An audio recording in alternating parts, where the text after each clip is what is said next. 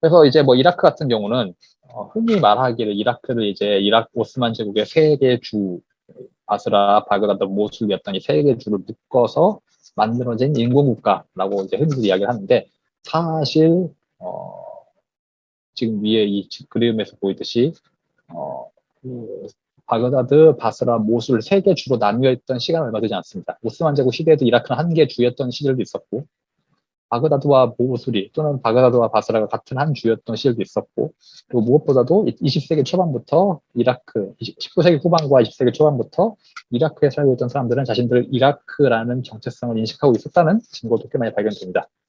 그 과정에서 당연히 이제 이라크에 살고 있던 시아파 아랍인들 역시도 자신들을 이라크인이라는 정체성을 가지게 정체성을 표명하는 그런 정체성에 대한 표명이 20세기 초반부터 나타나는데, 뭐 오늘날의 한국 학회에서는 주로 그냥 너무나 쉽게 인공국가라는 단어를 끌고 와서 설명하죠. 사실은 이제 이라크도 이제 어찌 보면 인공국가, 흔히 말하는 인공국가와는 조금 거리가 멀다는 게 뭐 잠깐 논지에서 벗어났지만은 그런 설명을 드리고요. 그렇다면 이라크에서 갈등을 촉발한 요인은 이라크란 나라가 인공국가여서가 아니라 영국의 지배 아래에서 영국의 이 이라크를 피보호 국가로 두는 과정에서 영국이 소수 집단인 순니파를 선택해서 의도적으로 지배 계급으로 삼고 다수파인 시아파를 배제하는 그런 소위 말하는 이제 분할 지배 전략이 이라크 내에서 순니파와 시아파 사이의 갈등을 자극한 그런 요인이라고 할 수 있겠습니다. 뭐 이제 여기서는 이제 이라크 근현대사의 어떤 간략한 약사인데, 결국에 중요한 것은 이라크 근현대사를 거치면서 영국 지배 아래에서 처음 성립되었던 순니파 지배 구도가 근현대사를 거치면서 그게 고착화되고, 그 과정에서 시아파 사이에, 즉 우리들이 다수임에도 불구하고, 우리가 이라크의 진정한 주인임에도 불구하고 이라크의 주도권에서 소외되었다는 인식을 가지게 되었고, 그 인식이 2003년 이후에 시아파가 권력을 잡게 되면서 이제 정당화되고, 반대로 순니파 입장에서는 지난 이 현대 이라크 국가 건국 이후로 계속 주권을 잡아왔던 자신들의 지위가 2003년 이후에 갑자기 무너지면서 발생한 어떤 괴리감, 그 두 괴리감이 서로 충돌하면서 나타난 것이 바로 지금 2003년 이후에 이라크에서 나타났던 종파 갈등이라는 게 제 주장입니다. 그래서 다른 말로 하자면 이라크의 종파 갈등은 이라크가 인공국가에서가 아니라 이라크가 민족국가에서 일어난 갈등이라고 볼 수 있다는 거죠. 순니파와 시아파 모두 자신들을 이라크 국민국가의 한 구성원으로 이해하고 있었고, 이라크라는 나라를 민족국가, 정확히 말하자면 여기서는 시아파의 민족국가, 순니파의 민족국가라고 보았다는 겁니다. 그렇기 때문에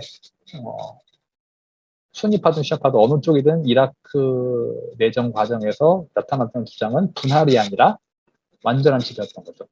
어떤 종파도 이라크를 분할, 즉 시아파의 국가를 만들자, 순니파의 국가를 만들자가 아니라 이라크는 시아파의 국가 또는 순니파의 국가이기 때문에 우리가 주도권을 잡는 것이 맞다라는 주장을 펼쳐왔던 겁니다. 그런 성격을 지녔던 것이 2003년 이후의 중동 종파 갈등이 나옵니다. 바레인과 사우디아라비아도 비슷한 것이 바레인과 사우디도 일종의 이제 정복 국가로서 순니파 지배 가문이, 순니파 왕정이 아라비아 반도 동부와 바레인 섬을 정복하면서 만들어진 국가고, 그 과정에서 당연히 이제 지배하는 순니파 왕정과 지배를 당하는 시아파 사이에 서로 다른 역사적 기억이 형성됩니다. 시아파 입장에서는 자신들은 강제 지배를 당한 것이고, 반대로 순니파 입장에서는 정당하게 이 땅에 대한 지배권을 행사하는 것이죠. 이 두 역사적 기억의 차이가 아라비아 봄 이후에 이제 여러 가지 일련의 사건과 결합하면서 폭발한 것이 바레인 내에서의 이제 어떤 종파 긴장의 고조, 사우디아라비아에서의 이제 동부 시위라고 볼 수 있겠습니다. 단적인 예로 바레인 같은 경우에서는, 바레인 시아파 사이에서는 지금 바레인은 여전히 강점기에 있다. 여전히 바레인은 외세의 강점을 받고 있다. 칼리파 왕정이라고 하는 외세의 지배를 받고 있는 것이고, 아직 바레인은 독립국가가 아니다. 그런 주장까지도 나오고, 그런 역사적 기억까지도 표명하고 있기도 합니다. 그러면 이제 이렇게 이라크나 바레인, 사우디에서 내재되어 있었던 역사적 기억의 차이, 또는 이제 두 집단 사이의 불평등한 관계에서 기인되었던 그런 갈등을 이제 실제 수면 위로 드러나게 한 요인, 한 사건이 세 가지가 있죠. 첫 번째가 이란 혁명. 즉, 중동 내에서 이란이라고 하는 시아파 이념을 표방하는 국가가 등장하고 시아파의 보호자를 자처하는 그런 세력이 등장한 사건인 이란 혁명이 있었고, 이 이란 혁명에 대응해서 걸프 순위파 국가들은 이란 혁명의 영향력 확산, 이란 혁명이 확산되는 것을 막기 위해서 이란이 이슬람 혁명이 아니라 시아파 혁명인 것을 강조하는 과정에서 이 종파 차이가 보다 두드러지게 되는 그런 결과를 가져온 첫 번째 사건이라고 할 수 있겠습니다. 두 번째는 이제 이라크 정권 교체였죠.